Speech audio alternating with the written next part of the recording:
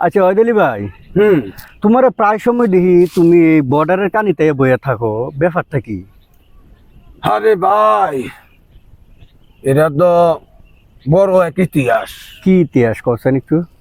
আমি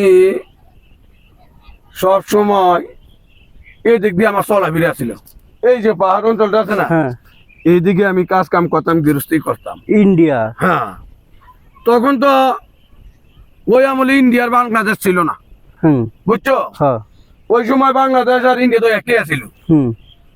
ওখানে না তোমার এই ইন্ডিয়ার বাংলাদেশ দীর্ঘ 50-60 বছর আগে দুটোটা এক আছিল, আচ্ছা। বুঝছো? হ্যাঁ।